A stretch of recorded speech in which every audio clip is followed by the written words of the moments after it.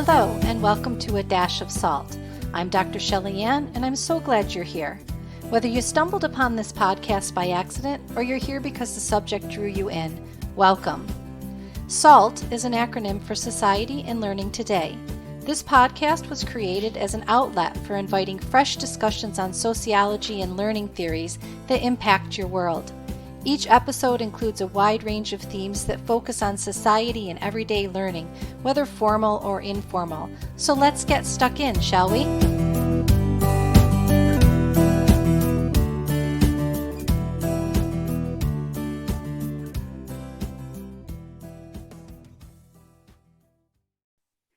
Welcome to A Dash of Salt. Today I'm joined by my friend Cormac Lynch. Cormac is a mountain leader who's been hiking, rock climbing, and mountaineering for over 25 years in Ireland, Scotland, Wales, in the Alps, the Dolomites, Africa, and North America. He's a highly skilled member of the Dublin and Wicklow Mountain Rescue Team, and he's owner of Fia Mountaineering, where he runs nationally accredited 2-day courses in maps and compass navigation for hill walkers and mountaineers. Cormac is also a writer and is currently writing a book called 32 Summits with 32 Friends about his experiences climbing the highest mountain in every county in Ireland, each one with a different friend. I'm delighted to have you on the podcast today to speak with you about the history and the inspiration for your book, your experiences undertaking this ambitious challenge that you set for yourself, and the lessons that you've learned during your 32-month adventure. I also want to talk to you a bit about what can be learned through your work as a mountain guide and a skills instructor for your students and for yourself. So you're very welcome today, Cormac. Thanks very much, and thanks for having me along.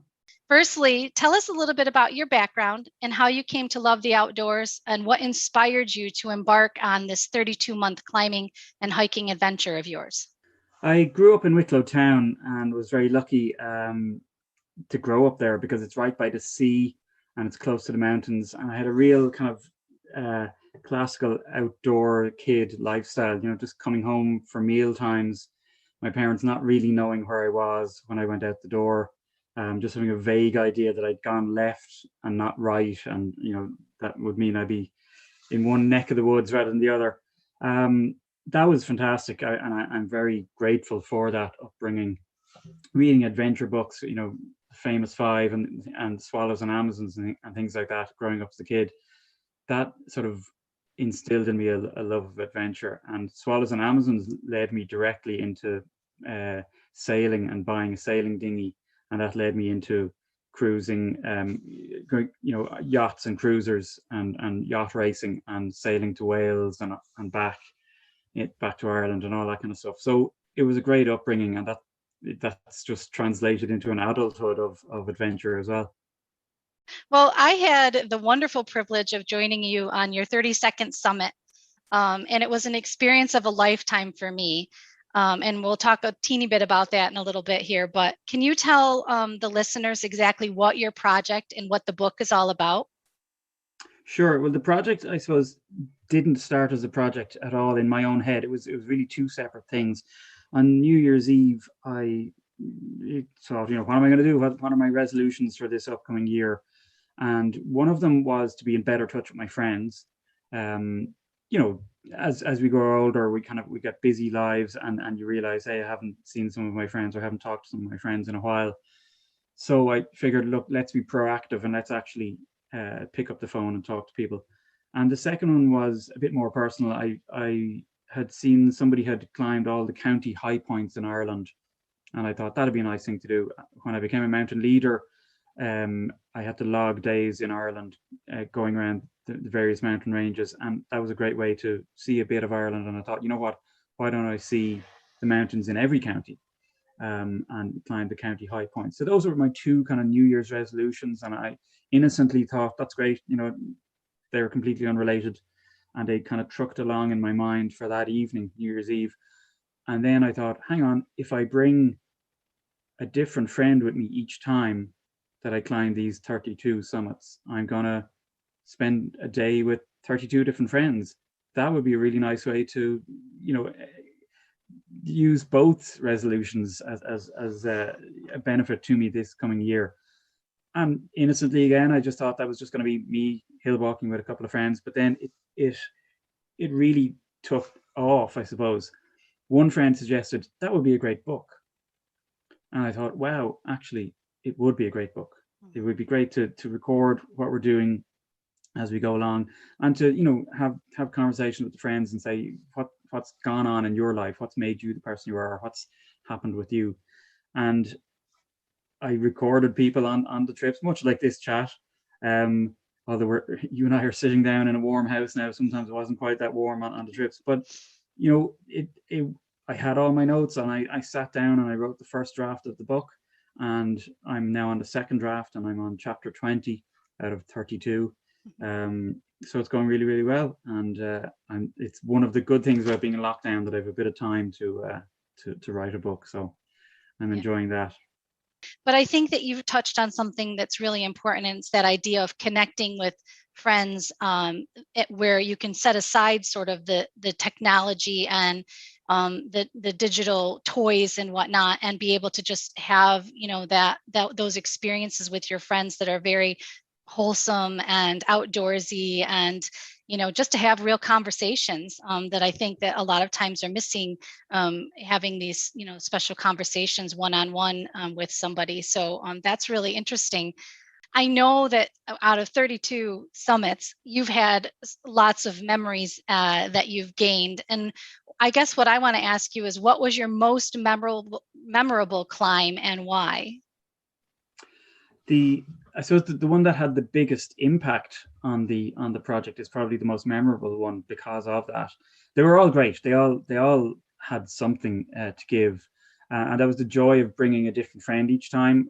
It was a different day each time, and a different adventure. 5 of the mountains straddle 2 counties, so you know, they'll be the highest mountain in 2 counties. So sometimes when people are climbing the county high points, they will say, great, I've got 2 for the price of 1. I don't need to come back because I've climbed the mountain that's the highest in 2 counties. Whereas I took the view, no, I want to give each county and each friend their own day. And so I went out 32 times. But the one that had the greatest impact, it was the second one. It changed the whole nature of the project. It changed, you know, from a personal idea, just me with my New Year's resolution, into a project that people were following on Facebook. Strangers, people who'd never met me at all, were following this on Facebook. We obtained the key to a passage grave on the top of Slieve na Ceallaigh in County Meath, and we were able to stand inside the passage grave. And when you're there, you're thinking about all of the rocks above your head and the corbelled roof, and particularly the bigger rocks, looking at them and just knowing that if any of those rocks fall, they're going to kill you. But then you stop and think, well, it's been there for 4,000 years. It's probably not going to fall in the next 5 minutes while I'm in here.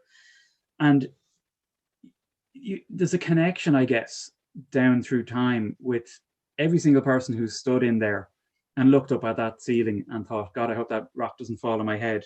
It's going to kill me. You know, regardless of who we are or what our circumstances are or where we are in those 4,000 years, there's a kind of a human connection that everybody has felt the same emotion standing inside there.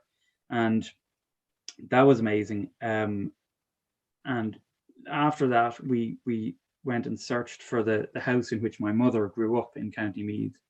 And it took us a long time, a lot of searching.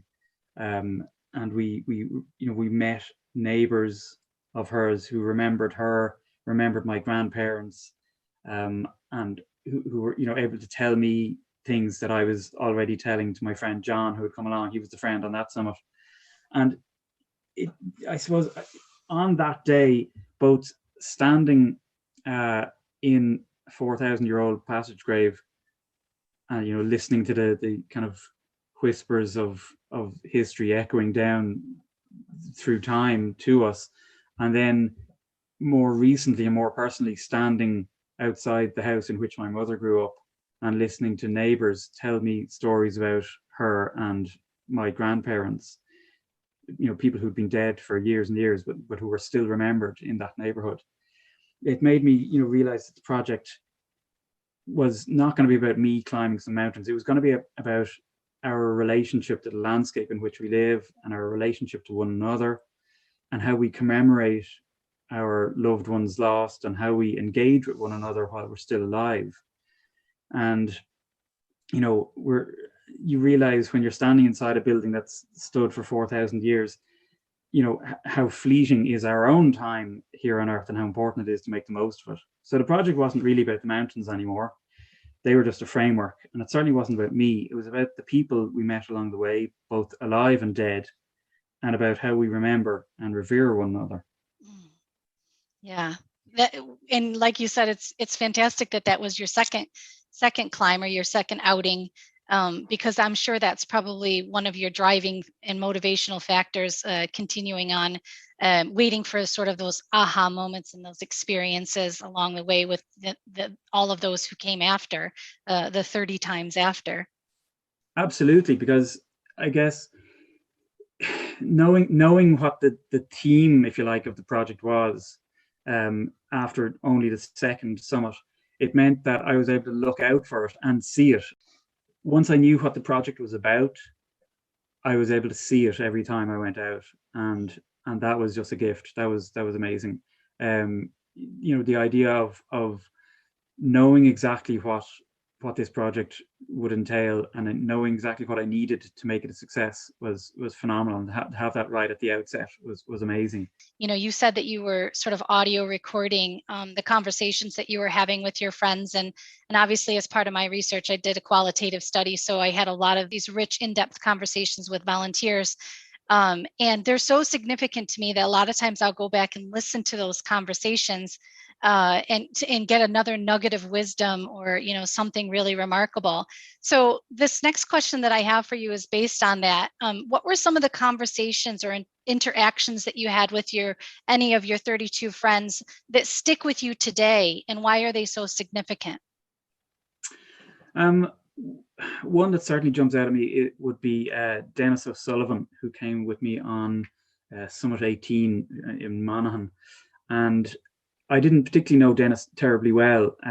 Neither of us knew each other terribly well. We had met a couple of times on some guided walks for Dublin Wicklow Mountain Rescue Team, and I was the guide, and he was in the group, and he'd come back the second year and jumped into my group again. So we kind of were Facebook friends and all that kind of thing. And the way I had sourced 32 people to do the walks with me was simply put it up as a status on Facebook. I didn't pick anybody to come along. I just said, this is what I'm doing. Who wants to come along? And kind of the first 32 people then were the 32. So Dennis was one of the people who had said, yeah, I'm interested in doing that.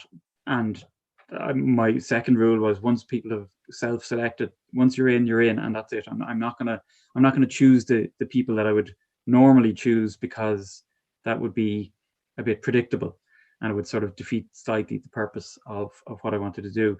So I wound up, on walks with people that I didn't know. Some of them I didn't know that well. They might have been the friend of a friend, or the brother or sister of somebody that I knew well. So I would have met them for sure. It wasn't that they were strangers, but I wouldn't have necessarily known them that well.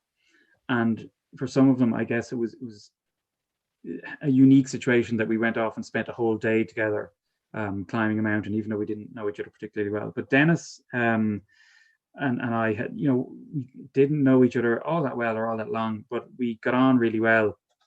And at the start, I was kind of thinking, how will we manage a full day of conversation on the mountains when we don't know each other? But it was the opposite of that. We just chatted and gone on like a house on fire, which was fantastic.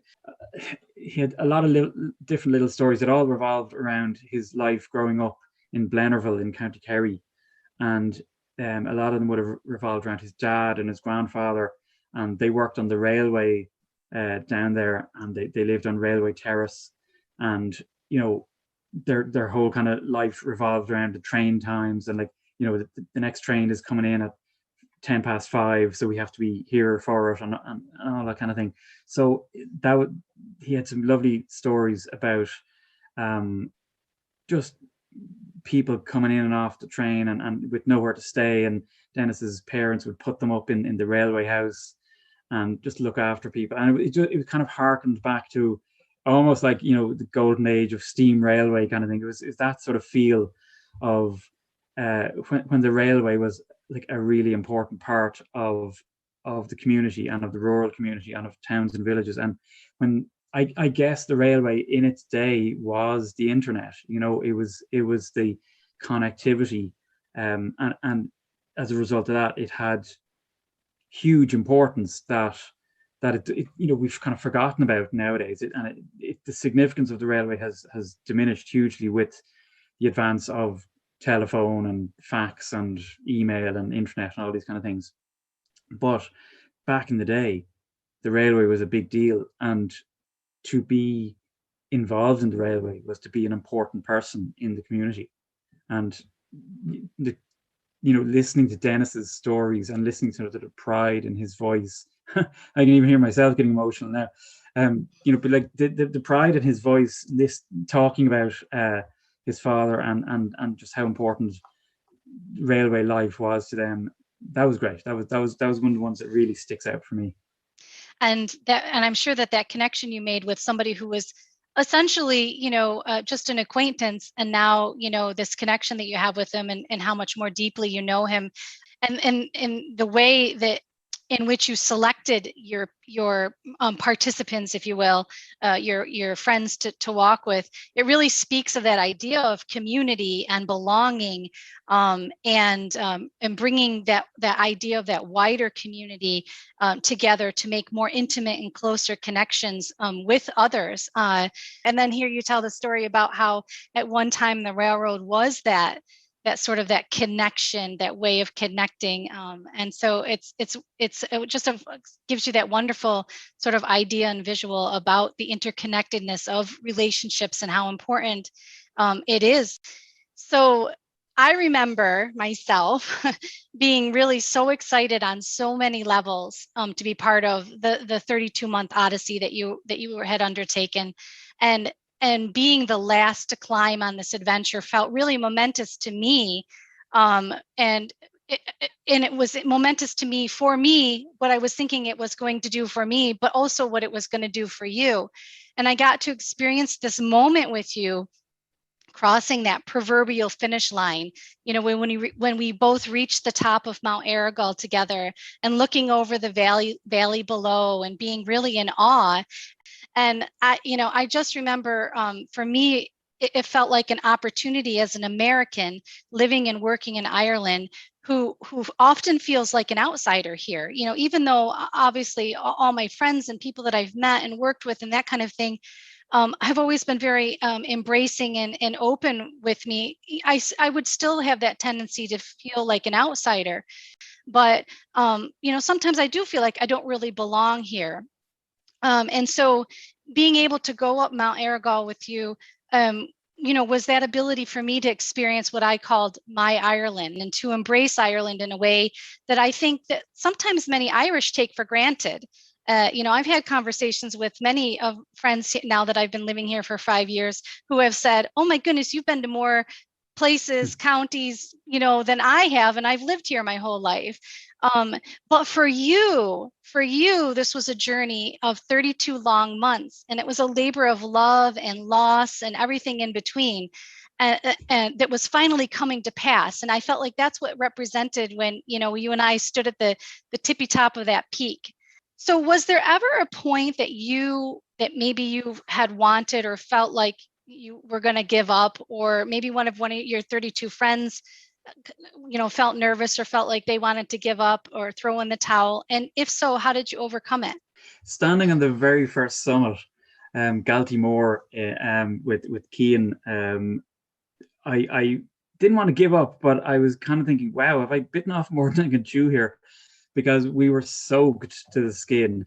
Like when your underwear is wet, like you're just absolutely soaked. 5 hours in the rain and driving sideways, rain and the wind and so on. And we were at the summit, and I thought, okay, we're only halfway today. We've got to go back down and the weather isn't showing any signs of improving. So I'm kind of halfway through today, and I've got 31 and a half summits left to go. Cian is a good hill walker, mountaineer, but there are some other people on the list who, wouldn't have a huge amount of hill walking experience. And they did sign up on New Year's Eve. Is this a good idea? Am I going to be bringing people up mountains like this and getting soaked and so on? And will that work out okay? So I didn't want to give up, but I did have a bit of trepidation about how well will this work. But it worked, and after about 3 or 4 summits, when people were following it on Facebook, and it became very real for other people and became very real for me then. So no, there was never a point at which I wanted to give up. And there was only that one moment at the summit of Galtymore where I thought, oops, is this a good idea? And all of the people who signed up, they were great. They absolutely brought their A game, and including you, and it gave it socks and got on board. And I think as the project went along and they could see it on Facebook, I think people got very interested. People who were on the list were contacting me and saying, I've just looked at your adventure from last week and I can't wait for my one to come along. So I think it was kind of the opposite. I think people got more and more enthusiastic as it went along rather than less so. And thankfully, on all of the days when the weather was against us, we soldiered through. There was never a day when we didn't summit. There was never a day when we turned around and said, oh no, the weather's too bad. It was too bad lots of the time, but we just soldiered on through. There's really only 2 days where we were absolutely and utterly soaked. I would imagine that there were times when you felt this enormous responsibility for the people that were going to be doing the climbs with you, and sometimes in making those decisions, should we turn back? Do we turn back? Do we keep pressing on? I remember hanging again, it was absolute stunning, beautiful morning and day when we made that drive towards Mount Errigal, and it was beautiful getting started.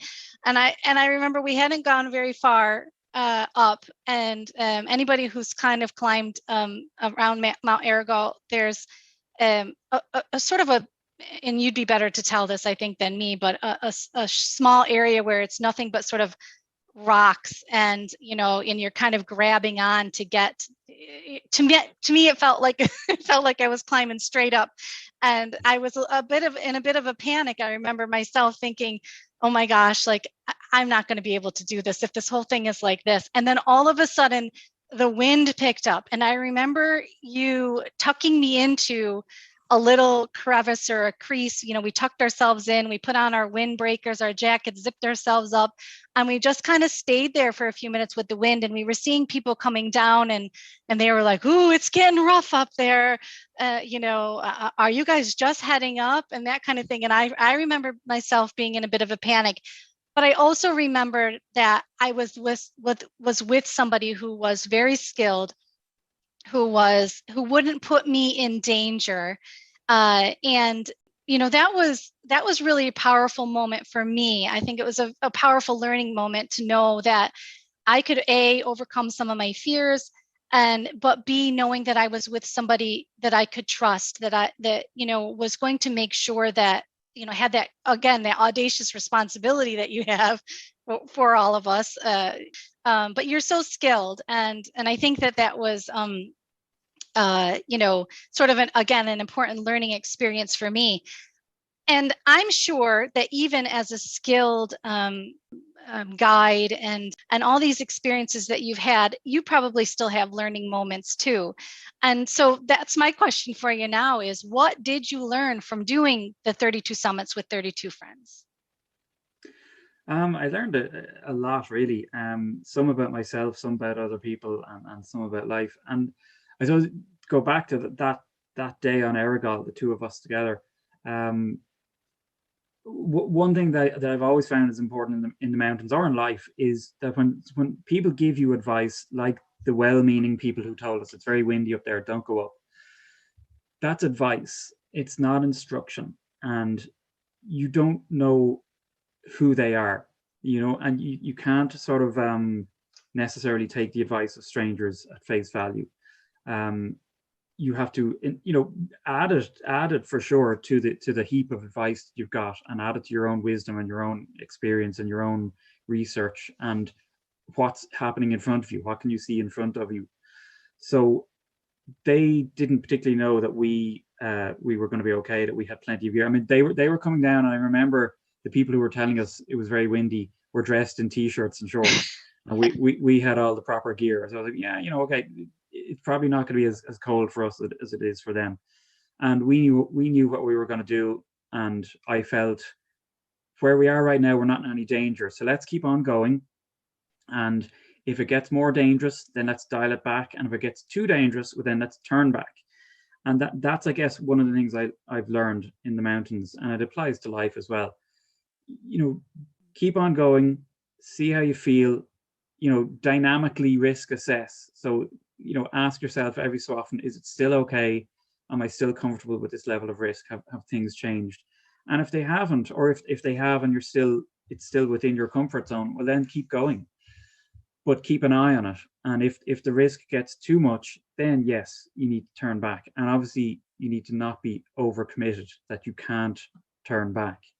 So I suppose having an escape plan or an escape route is important, but making your own decisions is the most important part of it. And that's mountaineering is all about self-reliance, but so is life, really, ultimately, when it comes down to it. Now, we have obviously a lot of people to look after us in life, and in mountaineering you do too. You have your partner on the other end of the rope if you're into serious mountaineering, but you got your partner, like you did that day. You had a partner who was bringing you up, who was looking after you, and that's what mountaineering is about.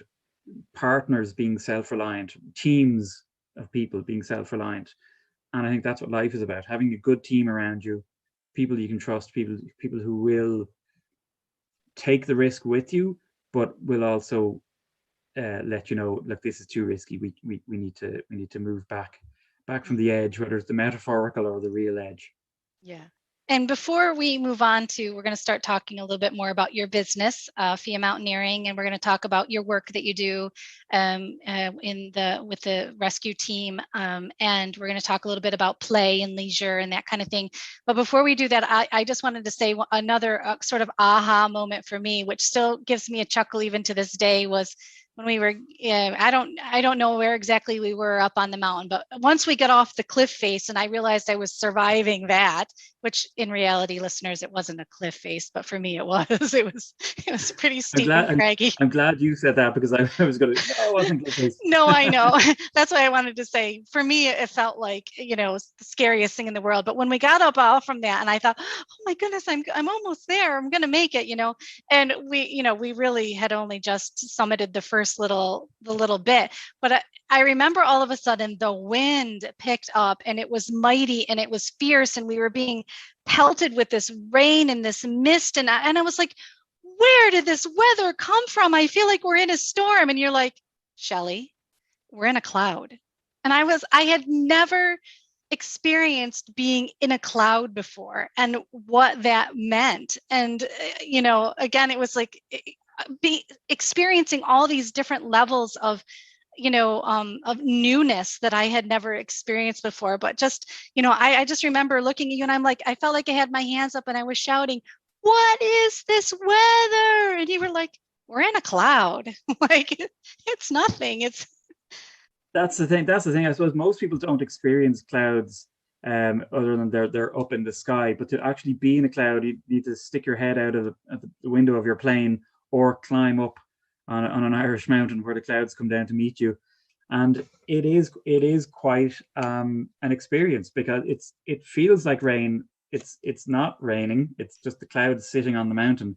But for all intents and purposes, when you're standing in it, it's as you described there. It's a windy, wet maelstrom whirling around your head, and everybody else driving past down in the valley is going, "Oh, that's a pretty cloud sitting on the top of the mountain," and we're kind of in the middle of it, thinking, "Wow, this is definitely a workout for my rain gear."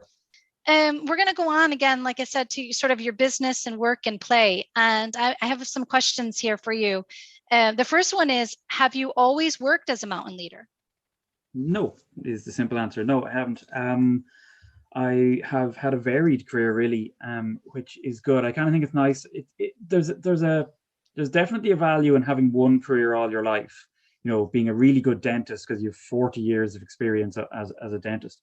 But I think there's also value in having what we might call a modular career, where you can work at various different jobs and roles, um, and I think that rounds you out and develops you. Um, and if you're clever about it, you can bring a skill set or a problem solving mentality or some experience from one job into another job. When I was on J1 in the States, I worked as a waiter, as a lot of people would have done, in restaurants. And after I was there a while, I was kind of, I knew what I was doing. There was a new kid in, there you go, I'm sounding like an American. There was a new kid who came in as a waiter, and it was his first day, and he was kind of all over the place, which is fine. That was okay.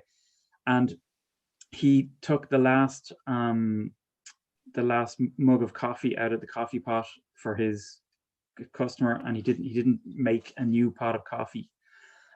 So when I came along, I had to make a new pot of coffee and wait for that. And then somebody else asked me for some help, and I was like, sorry, I can't, I have to do this. And then eventually that trickled down to he needed some help from somebody else, and they weren't able to because he hadn't made the coffee. There was a trickle down effect that everybody was suddenly behind time. Whereas if he had made the coffee, I wouldn't have been delayed.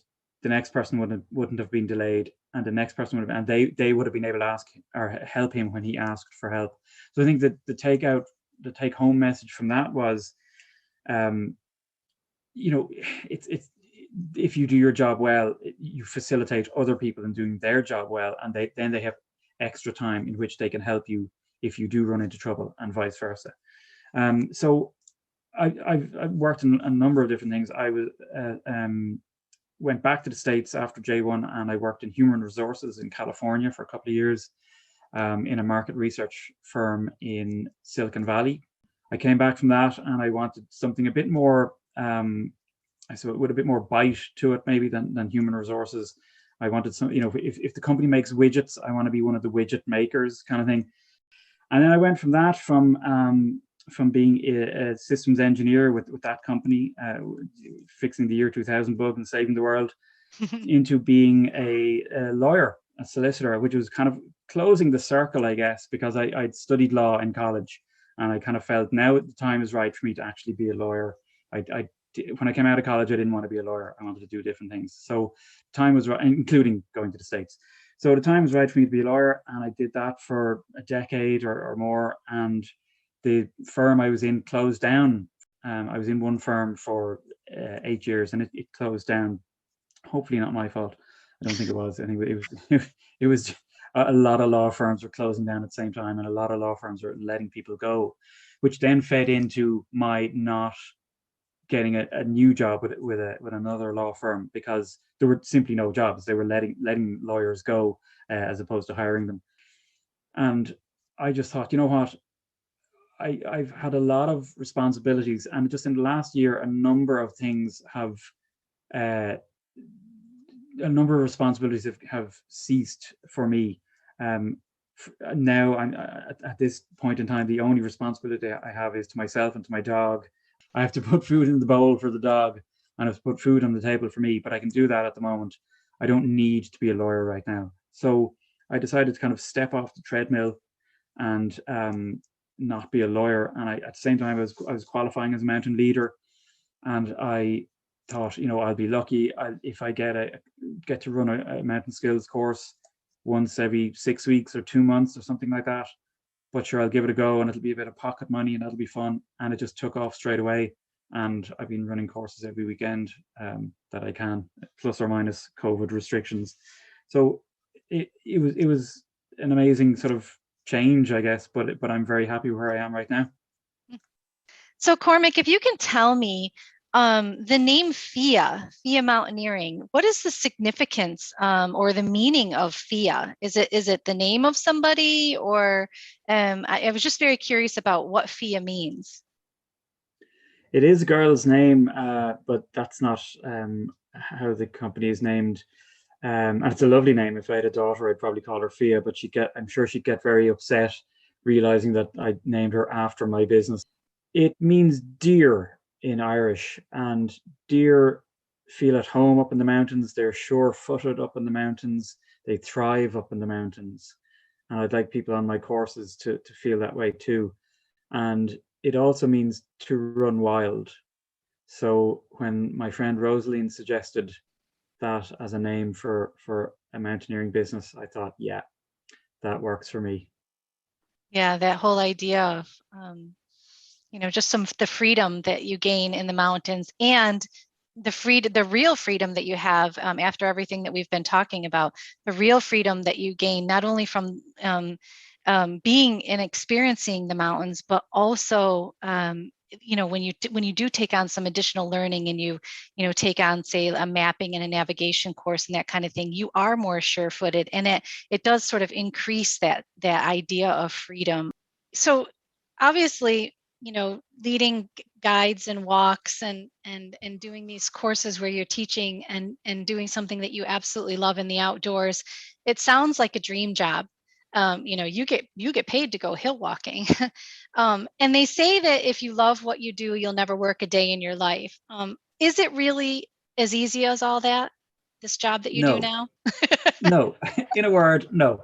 I think if you love what you do and your job consists solely of doing that, then yes, it's probably very easy. But that's when you have a whole staff of people to look after the admin and the accounts and all this kind of thing. But if you're self-employed and you're doing all of that yourself, then there are, I don't want to call them tedious, but they're the more sort of mundane, perhaps, aspects to any job. It doesn't matter what you are. I mean, if you're a rock star and you love playing stadium tours in front of hundreds of thousands of people, great, cool. But you probably still have to go back and do your own books and whatever else it is the rock stars do. Yeah, I have to do the admin, the booking, the money stuff, the feedback for people. I enjoy doing it all. I enjoy. I like both my parents are self-employed, so I'm really getting a kick out of being self-employed now, having been an employee all my life. I'm really enjoying the idea that this is my little business and I'm doing everything associated with it. But that includes, all the kind of the jobs that just need to be done. Yeah. But I'm enjoying doing those as well. I'm enjoying the advertising. I'm enjoying the feedback. I'm enjoying. I guess I'm not enjoying chasing people for money, but for the most part, people are very, very willing to. People are like, take my money. So that's great.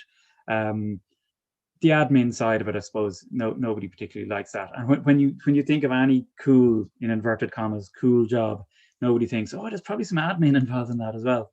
But there is. So from that point of view, yes, there's work. And then from another point of view, I don't just go hill walking and some people come along with me. I have a curriculum that I got to work through. I teach people a whole lot of stuff in just a weekend. And I have to do it right, because if I do it wrong, they might get into trouble later on out in the mountains. I have to make sure that what I'm teaching them is safe and that they are understanding it. I've always found, regardless of where you're learning something, just a teacher being good at their subject isn't enough. They have to be good at teaching the subject as well. You can be an expert. You can be an expert in the field. You can have all the information, but if you can't convey that information to somebody who's not an expert, then you're in trouble. And in particular, if the information is going to help that person safeguard themselves, if you don't convey that information correctly, then that's not good.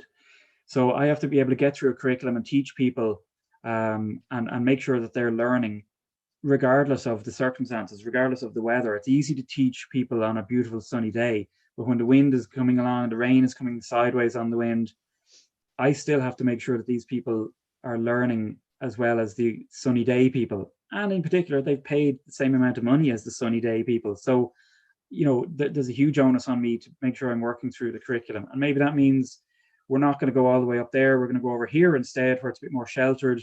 And I have to, on the hoof, I have to change my lesson plan and say, right, we can't go up there and talk about the thing I wanted to talk about up there. There's a really good example, but I can't talk about it because I'm not going to be up there. It's not safe. Instead, we're going to go down here and talk about something else. And I need to bring it back so that the people who are on today's course in the wind and the rain don't miss out, that they get the exact same course that everybody else gets.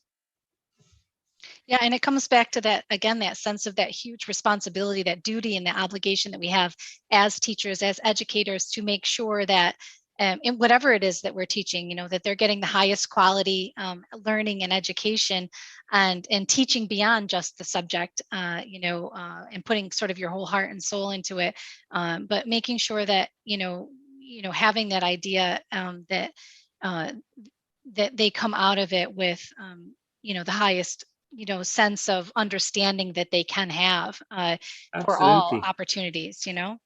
Yeah, absolutely. Because if I look out my bedroom window and it's lashing rain, I still have to turn up with the same happy attitude that I turned up with on a sunny day. Or if I'm having a bad day and it's a sunny day, I still have to turn up with a good attitude. And I have to present exactly the same course to people who've turned up on a day when I'm having a bad day. That my bad day shouldn't bleed into their day. So even if I'm not having a good day, even if I'm thinking, oh no, here's another rainy weekend, and I don't have a choice, I have to turn up. That's not the attitude I turn up with. I turn up with my, okay, bring it, game face, let's go, bring your A game. And I'm very grateful that I have that opportunity. I'm very grateful that people are saying we want to give you money and have you teach us what you spent a lifetime learning. And when we are trudging up the hill in the driving rain, I say to people, this isn't the most fun we've ever had in our lives, let's face it, but there are people in hospital beds who I am sure would gladly trade places with you. And I think even now, when we go back out, I think I'll be able to add in a little bit of, when we were in lockdown and you couldn't go 2 kilometers or 5 kilometers away from your home, and I said to you, hey, let's go up the mountains in the driving rain, we've got a special dispensation to do that, I think you'd all have bitten my hand off for that. So, it's important to for me as a professional mountaineer, it's important for me to be professional. I'm not just going hill walking and people hand me money at the end of it. That's kind of the opposite of what I'm doing. I'm delivering a course to people. I'm educating people, and giving them value, not just value for money, but value for their time that they've given up a weekend to come along and do my course. I want them to go away feeling good about it. And I ask them at the end, do you feel that was time well spent? And they're like, oh, absolutely. And that for me, obviously it's good feedback in an advertising sense, but it's very good feedback for me from a professional development sense. If you can see people really, really getting out of what you're trying to give to them, then that's huge. And that just segued perfectly into my next question. Awesome. So you obviously, you do work as an educator and as a facilitator, and there's really much to be said about the benefits of informal learning over formal learning. And informal learning, differs greatly from formal learning because formal learning expects goals and outcomes from a specific experience, whereas informal learning relies on learning from that experience, if that makes sense to everybody. Other than the obvious hard hands-on skills and qualifications of mapping and compass navigation that you teach that you instruct and that you teach, what do you feel that people take away from your courses, maybe those softer skills? I think they take away independence and self-reliance. Those would be the 2 main ones. I always say to people, you come here and you're interested in hill walking, but you feel that you're not able to navigate, and that's me quoting them back to them, because I ask people at the start, why are you here? What do you want to get out of this course? And pretty much universally, it's around the idea of, I go on hill walking trips with people, but I'd love to be able to do it myself. or I did try doing it myself and then the cloud came in and I got lost. On, I'm kind of nervous. I need to know how to do this properly. And I said, well, that's great, because that's what we do here. So it's kind. I always say to people, it's kind of like going from being a passenger in a car to learning how to drive the car yourself, and the independence that brings. Mountaineering is all about self-reliance, and being able to be up there and say to yourself, I know how to know where to go. I can go into the cloud and navigate my way through it. And I can plan. I can buy a map of somewhere I've never been before and look at it and know what it's going to be like when I get there, and I can make a plan as to what my itinerary is going to be, on my kitchen table before I've even seen the mountains that I'm going to be on. And there's a huge independence, I think, in that. One client wrote back to me and said, I went out with a friend and we went around the mountains, and the cloud came down and I had my map and compass out and all my bearings were spot on, and I really knew what I was doing. And my friend who was with me said she'd never felt as safe in the mountains as she did when she was with me that day. And the email ended with, thank you for unleashing this newfound independence and confidence. And that's that was just amazing to hear that. That's what I'm trying to give people. In one sense, I'm trying to work my way out of a job. I'm trying to educate people in mountain skills so that they don't need somebody to bring them out. Obviously, I do run guided trips for people who don't want that end of it. They want me to take care of it. And certainly when I was a solicitor, sometimes it would be the same. Clients would say, yeah, no, I don't want to hear anything about all of this. You just tell me where I need to sign. You look after it. That's why I've hired you. And some people want that in hill walking. You bring me up the mountains and I'll just admire the scenery. But other people want to have the I suppose, if you like, be the driver, be behind the steering wheel, have that sort of experiential end of it. It translates into life skills. If people feel, hey, I was able to navigate through the fog up on the mountain, and I was able to make a plan, and I was able to map things out, and find my waypoints and find my tick off features and know where I was, and or not know where I was, but find myself up there and then come out of it the far side and be okay. Maybe that translates in a very kind of philosophical sense into life, that people can say, can I use some of those skills that I've learned to navigate the fog in my mind, or the fog in my career, or the fog in my my life satisfaction? Here I am commuting into work 2 hours a day or whatever it is. I'm stuck in this traffic jam. There's a fog kind of over my life. How can I navigate my way out of this? And I think it does give people, a template, I suppose, to navigate their way out of other problems that they might have in their life. Yeah.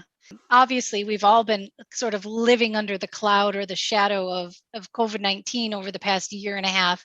And, since lockdown, due to COVID-19, a lot of new people are taking to the outdoors, because it's sort of our only outlet, our only, opportunity for leisure and fresh air. And because we can't go to the pubs and we can't go to restaurants and share time with our friends in the way that we are used to.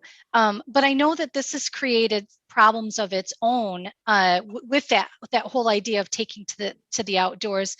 What do you see as education playing in alleviating these situations, these issues that occur with all of a sudden being outdoors?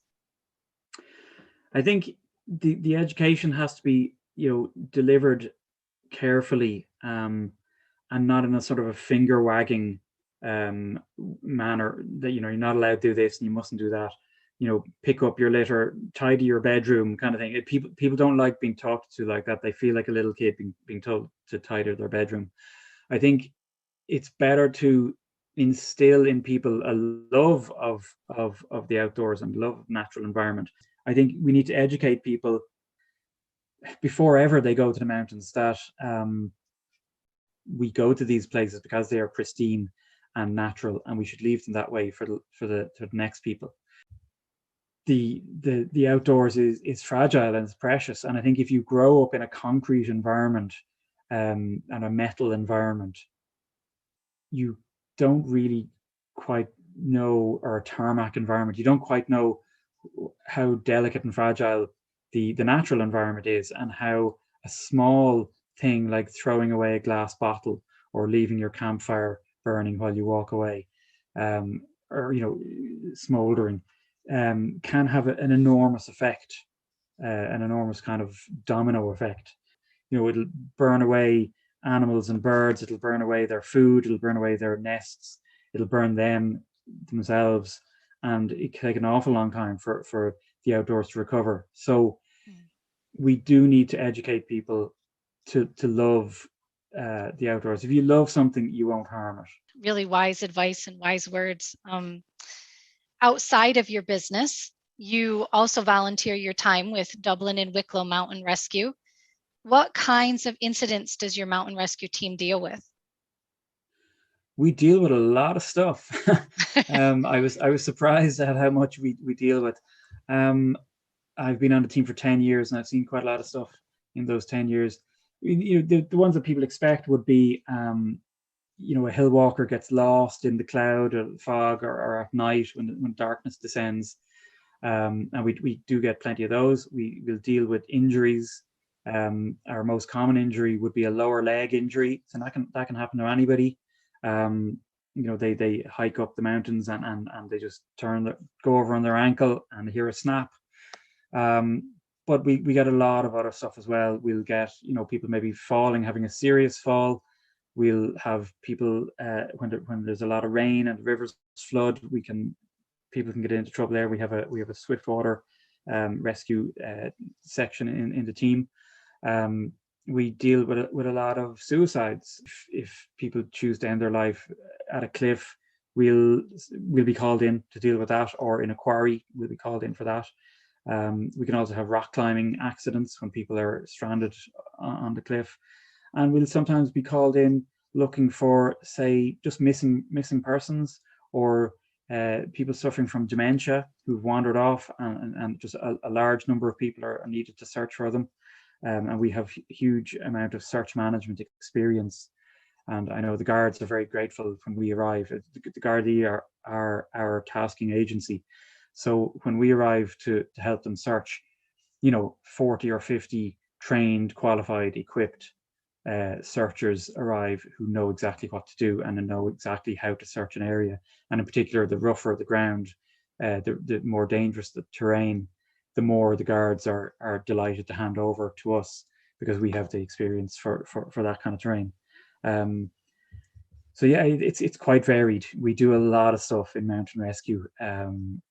It's great that you can pick up the phone and dial 112, and 40 or 50 trained people will drop everything and come out to your aid. So it is. I mean, I'm obviously biased, but it's a wonderful organization.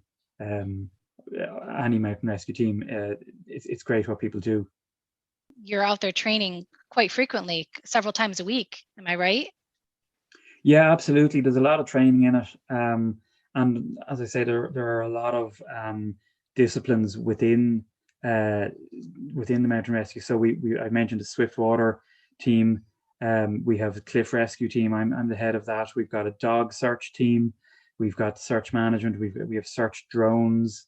So different people will kind of gravitate towards an area and become sort of, if you like, the experts in that area.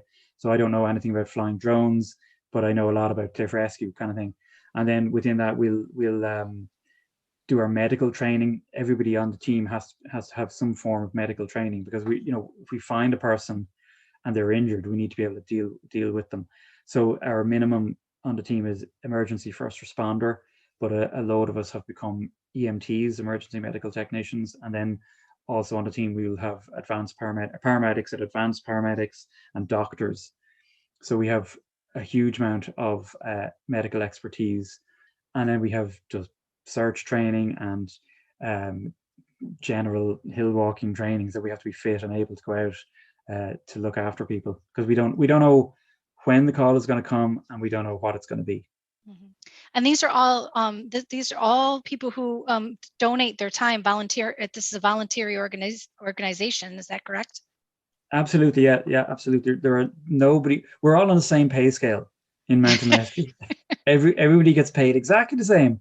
There are no kind of jobs, if you like, in mountain rescue. Nobody's paid. Yeah.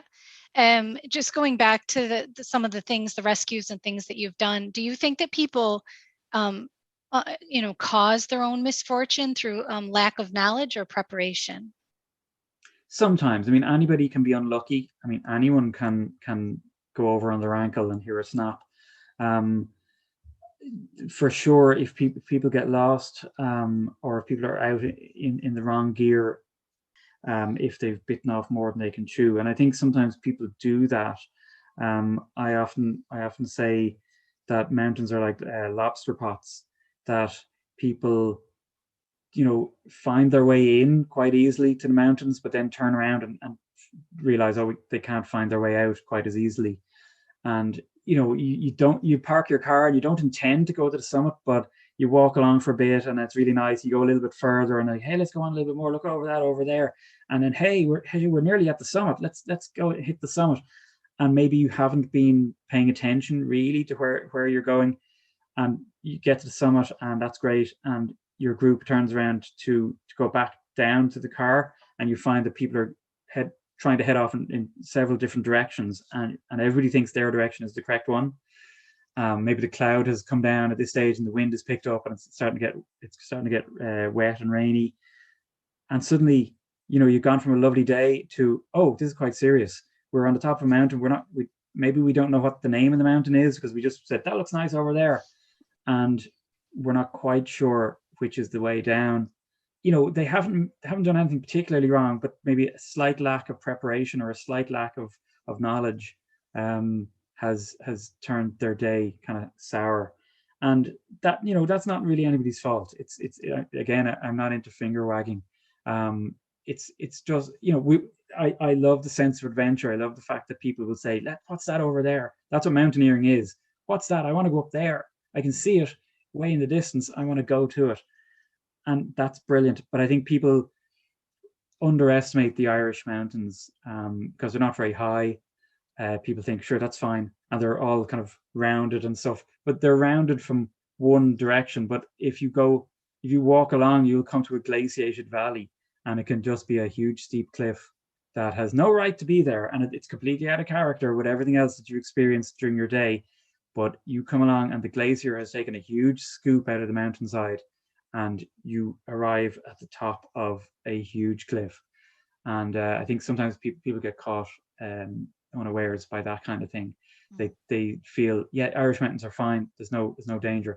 But the Irish mountains can be quite difficult to navigate. We don't have footpaths. We don't have signposts in the mountains, apart from a few lowland trails. And what we do have is really changeable, sometimes quite severe weather. So if you put those two things together, if you get a little bit lost and then the weather really comes down, you won't be very long before you're feeling, hang on, I'm very cold and it's starting to get dark and I don't know where I am. And maybe my mobile phone doesn't have coverage. I was too busy on Snapchat and I've ruined my battery. So I think sometimes people possibly can cause their own demise in that sense with a little lack of preparation. So I guess the message is, think about what you're doing. Rather, like I said on Erigol, is it still safe for us to keep on going? Are we still within our comfort zone? And are we able to turn back? Then yes, okay, let's keep going. And if not, well, okay, let's come back up another day. There's a great saying, the mountains will always be there tomorrow. The trick is to make sure that you are as well. That's a very good point. Absolutely. I think every day is a school day. Exactly. And I think with lockdown, people have realized that things aren't particularly important. Experiences are important, and time is important, and freedom to do things is important. And I'm sure that work will change. That a lot more people will work from home rather than commuting into an office, and they'll realize, hang on, I have a lot more time in my hands. I can do a lot more things, and just the idea of being able to go more than 5 kilometers away from your home.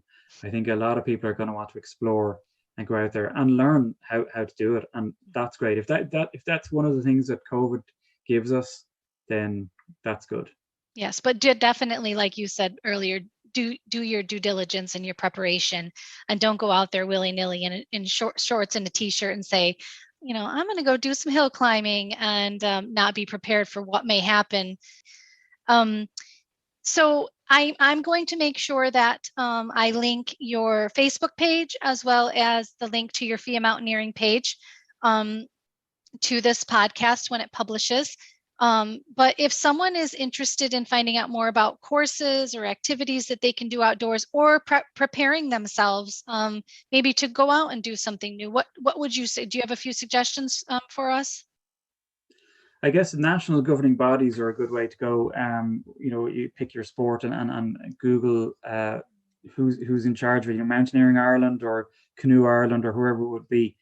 They will have a lot of information about where to go, and maybe other people in the same boat as yourself who are looking for friends to go out with. They will have clubs. They will have courses, and they'll list out all the accredited providers. Clubs are a really good way to go, because you will have people who can show you the ropes and people who are also new like yourself and kind of in the same boat. There are so many different ways to go. I think that the most important thing is just get out and do it. If it's something you want to do, I can never do that. It looks great, but I can never do it. Give it a go. Give it a go. Find out somebody who can show you how to do it and go do it. Well, Cormac, thank you so much for spending this time with me today. Just the rich and insightful nuggets of wisdom that you've given us for learning and preparing and kind of reaching out for your own adventures and readying yourself for that. It's been a really wonderful experience to talk to you, and I thank you. Thanks so much for having me on today. It's been a pleasure.